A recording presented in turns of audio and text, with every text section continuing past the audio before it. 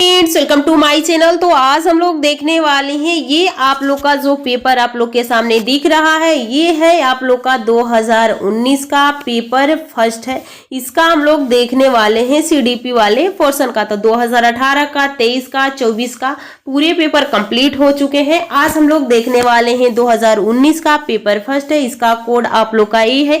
ये पेपर और इसका आंसर की आप लोग टेलीग्राम पे जाके डाउनलोड कर सकते हैं। जेएलवी एकेडमी के नाम से टेलीग्राम है, इसके डिस्क्रिप्शन में लिंक भी दिया गया है। तो आप वीडियो के नीचे भी आपका उसका लिंक मिल जाएगा, वहां से जाके आप डाउनलोड कर सकते हैं। तो चलिए हम लोग स्टार्ट करते हैं अपने क्लास को। तो पहला क्वेश्चन देखिए इसमें क्या पूछा गया है और देखिए कितना पुराना क्वेश्चन है और किस तरह से पूछा गया है। अब इससे लेवल बहुत ऊपर हो चुका है, तो हम लोग 23-24 वाला इसीलिए पहले कर लें कि उसी लेवल के आपके क्वेश्चन पूछे जाएंगे। ये आप लोग का जो पुराने क्वेश्चन है, यहाँ से क्वेश्चन हो सके कि रिपीट हो जाए, तो ये भी क्वेश्चन आप लोग को करना बहुत जरूरी है। तो चलिए हम लोग स्टार्ट करते हैं। इसमें पहला क्वेश्चन देखिए क्या कहा गया है, भाषा अर्जन से है। तो पहला क्वेश्चन पूछा गया है कि भाषा के अर्जन एवं विकास के लिए सर्वाधिक संवेदनशील अवधि कौन सी होती है। तो जन्म पूर्व अवधि, तो बच्चा अभी जन्म नहीं लिया है, तब चलिए भाषा कहाँ से सीख लेगा। प्रारंभिक बाल्य अवस्था, तो सबसे सही आंसर आप लोग का दूसरा ही हो जाएगा। मध्य बाल्य अवस्था और किशोरावस्था नहीं होगा, तो आप लोग का ईयरली चाइल्ड एक है देखिए, प्री नेचुरल पीरियड और ईयरली चाइल्डहुड, मिडिल चाइल्डहुड और एडोलेसेंस। तो सही ऑप्शन आपका हो जाता है ईयरली चाइल्डहुड। अगला क्वेश्चन देखिए, अगला क्वेश्चन क्या पूछा गया है। अगला क्वेश्चन है कि निम्नलिखित में से कौन सी लॉरेंस कोहलबर्ग के द्वारा प्रस्तावित नैतिक विकास की एक अवस्था है। आपको पता है इन्होंने कई प्रकार की यानी कई अवस्थाएं, जिस 3-4 अवस्थाएं बताई, उनमें से कौन है जो है। तो प्रसुप्ति अवस्था है, सामाजिक अनुबंधन अभिविन्यास है, मूर्त संक्रियात्मक अवस्था है, अवधोग विराम अधीनता अवस्था है। तो यहाँ पे आपका सही आंसर कौन सा हो जाएगा। तो यहाँ पे जो मूर्त वाला है, ये तो आप लोग का पियाजे के द्वारा दिया गया था, उसके बाद यहाँ पे जो आप लोग का सही आंसर है सामाजिक अनुबंधन अभिविन्यास। अगला क्वेश्चन देखिए, अगला क्वेश्चन क्या पूछा गया है। अगला क्वेश्चन है कि कक्षा में परिचर्चा के दौरान एक शिक्षक प्रायः लड़कियों की तुलना में लड़कों पर अधिक ध्यान देते हैं। यह किसका उदाहरण, ये क्या कर रहे हैं, जेंडर पक्षपात कर रहे हैं। तो यहाँ पे कौन सा आंसर हो जाएगा, जेंडर पक्षपात है, यानी जेंडर बाइस है, जेंडर आइडेंटिटी है। यहाँ पे पूछा गया है कि जेंडर संबंधता है या जेंडर समरूपता है। तो सही ऑप्शन यहाँ पे कौन सा हो जाएगा। तो यहाँ पे ये जेंडर पक्षपात कर रहे हैं, क्योंकि लड़कों को ज्यादा महत्व दे रहे हैं, लड़कियों को कम महत्व दे रहे हैं, तो ये पक्षपात हो गया। अगला क्वेश्चन देखिए, अगला क्वेश्चन है कि बच्चे में जेंडर रूढ़िवादिता एवं जेंडर भूमिका अनुरूपता को कम करने के लिए निम्नलिखित में से कौन सी पद्धति प्रभावशाली होती है। अगला क्वेश्चन आपसे पूछा गया है कि बच्चे में जेंडर रूढ़िवादिता एवं जेंडर भूमिका अनुरूपता को कम करने के लिए निम्नलिखित में से कौन सी पद्धति प्रभावशाली है। तो जेंडर पक्षपात के बारे में परिचर्चा है, जेंडर विशिष्ट भूमिकाओं को महत्व देना है, जेंडर पृथक खेल समूह बनाना है और जेंडर पृथक बैठने की व्यवस्था करना है। तो सही आंसर आपका हो जाएगा कि जेंडर पक्षपात के बारे में परिचर्चा करना है। अगला क्वेश्चन देखिए, अगला क्वेश्चन क्या पूछा गया है। अगला क्वेश्चन है कि निम्नलिखित में से किस मनोवैज्ञानिक ने बच्चों को ज्ञान के सक्रिय जिज्ञासु के रूप में देखते हुए उनके चिंतन पर सामाजिक एवं सांस्कृतिक विषय वस्तुओं के प्रभाव को महत्व दिया था। तो जॉन बी वाटसन है, लेव वाइगोस्की हैं, जीन पियाजे हैं, लॉरेंस कोहलबर्ग हैं। तो सही ऑप्शन हो जाएगा लेव वाइगोस्की ने ही सामाजिक और सांस्कृतिक को बहुत ज्यादा महत्व दिए थे। अगला क्वेश्चन देखिए, अगला क्वेश्चन क्या है, आप देखिए आपको इंग्लिश हिंदी दोनों में दिखेगा। अगला क्वेश्चन है यहाँ पे पूछा गया है कि जिंग सा पहेली को करते समय 5 वर्ष की नजमा स्वयं से कहती है, नीला टुकड़ा कहाँ है, नहीं यह वाला नहीं गाढ़े रंग वाला, जिससे यह जूता पूरा बन सके। इस प्रकार वार्तालाप में को वाइगोस्की किस तरह संबोधित करते हैं। जैसे कि आप कोई काम करते हैं और उस टाइम खुद से अपने आप से बात करते हैं उस काम को गाइड करने के लिए कि हाँ इस तरह से हम करेंगे। तो इसके बारे में वाइगोस्की की सोच क्या थी। जीन पियाजे का कहना था कि वो बच्चों में कोई अहम रोल नहीं है, वो बस वैसे ही बड़बड़ाते हैं। लेकिन जो वहां पे वाइगोस्की थे, उन्होंने उनको बहुत ज्यादा महत्व दिया था, यानी उन्होंने उसको क्या कहा था कि वो प्राइवेट स्पीच होता है और बच्चे अपने आप को खुद गाइड कर रहे होते हैं।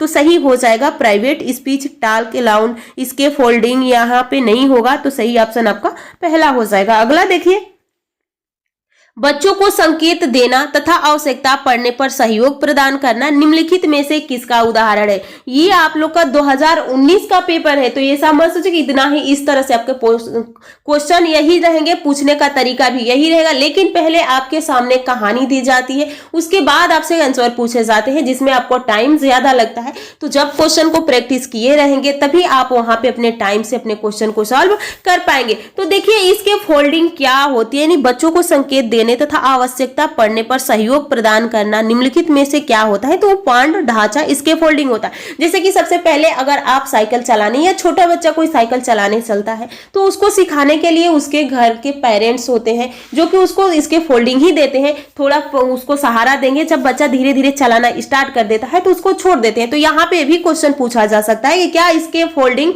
परमानेंट होता है। तो नहीं, ये परमानेंट नहीं होता है, ये कुछ समय के लिए होता है। उस चीज को आप जब सीख लेंगे तो फिर ये इसके फोल्डिंग समाप्त हो जाएगा। तो यही आपका सही हो जाएगा, आप लोग का ऑप्शन 4 सही हो जाता है। अगला क्वेश्चन देखिए, अगला क्वेश्चन क्या है, निम्नलिखित व्यवहारों में से कौन सा जीन प्याजे के द्वारा प्रस्तावित मूर्त संक्रियात्मक अवस्था को विशेषता करता है। तो ये कौन सी अवस्था है, मूर्त संक्रियात्मक तीसरी है। पहला है संवेदी है, दूसरा प्राक संक्रिया, तीसरी मूर्त संक्रियात्मक और चौथी क्या है, औपचारिक है। तो यहाँ पे परिकल्पना, निगमनात्मक तर्क, साध्यात्मक विचार, उसके बाद संरक्षण, कक्षा समावेशन, अस्थायीगत अनुकरण, पदार्थ अस्थायित्व, उसके बाद प्रतीकात्मक खेल, विचार और अनुत्क्रमणिता। तो यहाँ पे सही आंसर आपका हो जाएगा संरक्षण और कक्षा समायोजन, यानी आत्म समायोजन किसमें आ जाता है, आपके दूसरे ही इसी स्टेज में आता है। अगला देखिए, अगला है बच्चों के संज्ञानात्मक विकास के संदर्भ में निम्नलिखित में से कौन सी पियाजे की संरचना है। तो स्कीमा, अवलोकन, अधिगम, अनुबंधन, प्रबलन। तो सही ऑप्शन कौन सा हो जाएगा, यहाँ पे स्कीमा हो जाएगा। अब स्कीमा है क्या, जैसे कि ये आपका ब्रेन है, आपने पहली बार किसी चीज को देखिए, यहाँ पे जैसे कि आपने यहाँ पे एक मोबाइल देखा, पहली बार मोबाइल देखा, अब इस मोबाइल का स्कीमा आपके दिमाग में यहाँ पे जाके बन गया है, यानी इसका फिगर बन चुका है, यानी उसी को हम स्कीमा बोलते हैं। कि जब हमारे ब्रेन में कोई चीज पहली बार देखते हैं और वो हमारे ब्रेन में कहीं ना कहीं जाके उसकी फिगर बन जाता है, और जब हम फिर दोबारा उस चीज को देखते हैं तो हमें याद आ जाता है, उसी को हम क्या बोलते हैं, स्कीमा बोलते हैं। अगला क्वेश्चन देखिए, अगला क्वेश्चन है कि आकलन का प्राथमिक उद्देश्य क्या होगा, क्या होना चाहिए। तो पहला देखिए, पहला ऑप्शन है कि विद्यार्थी के लिए श्रेणी निश्चित करना। तो आकलन का ये बिल्कुल कहना नहीं है कि आप बच्चों को श्रेणीबद्ध कीजिए, तो बिल्कुल ये गलत बात है। अगला देखिए, यहाँ पे है विद्यार्थी संबंधित अवधारणाओं के बारे में बच्चों की स्पष्टता तथा भ्रांतियों को समझना, ये हो सकता है, पर हम लोग और आगे वाले ऑप्शन को भी देखेंगे। विद्यार्थी के प्राप्तांकों के आधार पर उनका नामांकित, जहां पे आपका नामांकित आया गलत। रिपोर्ट कार्ड में उत्तीर्ण और अनुत्तीर्ण अंकित करना। देखिए कुछ ऐसे पॉजिटिव और निगेटिव टैग वर्ड्स होते हैं जिससे कि आपके कई सारे क्वेश्चन तो उस टैग वर्ड से ही मतलब सॉल्व हो जाते हैं। और टैग वर्ड की क्लास अपलोड हो चुकी है, तो उसको आप लोग जरूर देखिएगा कि टैग वर्ड जो पॉजिटिव और निगेटिव होते हैं आपकी सीडीपी, जो आपका जो पेडागोजी वाला सेशन होता है और सीडीपी वाला पोर्शन होता है, उसमें बहुत ही महत्वपूर्ण होते हैं। तो उन क्लास को आप लोग जरूर देखिएगा, पॉजिटिव निगेटिव टैग वर्ड जरूर याद कर लीजिएगा। तो सही ऑप्शन आपका कौन हो जाएगा, दूसरा हो जाएगा। अगला देखिए, निम्नलिखित कथनों में से कौन सा बुद्धि के बारे में सही है। तो बुद्धि एक निश्चित योग्यता है जो जन्म के समय ही निर्धारित हो जाती है। तो क्या ऐसा होता है, बिल्कुल गलत है। बुद्धि में मानकीकृत परीक्षण के प्रयोग से सटीक रूप से मापा या निर्धारित किया जा सकता है, बिल्कुल गलत, एकदम हम सटीक रूप से नहीं कर सकते। बुद्धि एक एकात्मक कारक तथा एक विशेषताएं हैं, तो ये भी नहीं हो जाएगा। तो सही ऑप्शन आपका कौन सा हो जाएगा, यहाँ पे बुद्धि एक बौद्धिक बहुआमी है तथा जटिल योग्यताओं का एक समूह है। तो सही ऑप्शन कौन सा हो जाएगा, आपका चौथा हो जाएगा। अगला क्वेश्चन देखिए, अगला क्वेश्चन क्या है, रूही हमेशा समस्या के एकाधिक समाधानों के बारे में सोचती है, इनमें से काफी समाधान मौलिक होते हैं। रूही किन गुणों का प्रदर्शन कर रही है, तो सृजनात्मक, यहाँ पे क्रिएटिव थिंकिंग है, कन्वर्जेंट थिंकिंग है, रिजिड थिंकिंग है, यहाँ पे ईगोसेंट्रिक थिंकिंग है, यानी आत्म केंद्रित विचारक है। तो इसका कैसा है, ये अभिसारक है, एक होता है अभिसारित और एक होता है अपसारित। तो अभिसारित का मतलब कि एक बिंदु पे आके रुक जाना, अभिसारित हो गया इस तरह से। लेकिन अपसारित का मतलब कि एक बिंदु से कई तरह की सोचे रखना। तो यहाँ पे कौन सा हो जाएगा, तो सही ऑप्शन यहाँ पे आपका पहला हो जाएगा, यानी सृजनात्मकता विचार है। अगला क्वेश्चन देखिए, अगला क्वेश्चन पूछा गया है कि शिक्षण अधिगम प्रक्रिया में वंचित समूह से संबंधित विद्यार्थियों के द्वारा सहभागिता कम होने की स्थिति में एक शिक्षक को क्या करनी चाहिए। बच्चों को विद्यालय छोड़ने के लिए कहना चाहिए, बिल्कुल गलत है। इस स्थिति को जैसा ही स्वीकार कर लेना चाहिए। अगला ऑप्शन देखिए क्या कहा है, इन विद्यार्थियों से अपनी उपेक्षाओं को कम करना चाहिए, गलत है। अगला ऑप्शन और लास्ट ऑप्शन क्या है कि यहाँ पे कहा गया है कि अपनी शिक्षण पद्धति पर विचार करना चाहिए तथा बच्चों की सहभागिता में सुधार करने के लिए नए तरीके ढूंढने चाहिए। तो चौथा ऑप्शन सबसे बेस्ट है। अगला क्वेश्चन देखिए, एक समावेशी कक्षा में एक शिक्षक को विशिष्ट शैक्षिक योजनाओं को तैयार नहीं करनी चाहिए, ऐसा तो करना नहीं, कभी कभी तैयार करनी चाहिए, सक्रिय रूप से तैयार करनी चाहिए, तैयार करने के लिए हतोत्साहित करनी चाहिए। तो सही ऑप्शन कौन सा हो जाएगा, यहाँ पे आपका सही ऑप्शन हो जाएगा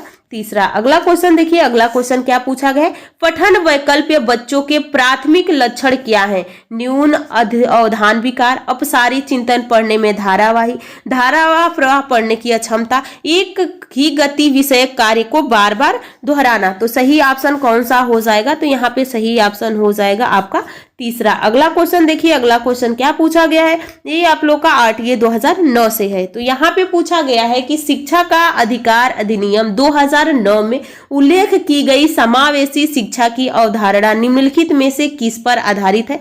तो व्यवहारवादी सिद्धांत है, अशक्त बच्चों के प्रति एक सहानुभूति अभिवृत्ति है, अधिकार आधारित मानवतावादी परिप्रेक्ष्य है, मुख्यतः व्यवसायिक शिक्षा उपलब्ध करास करके अशक्त बच्चों में मुख्य धारा में शामिल करना।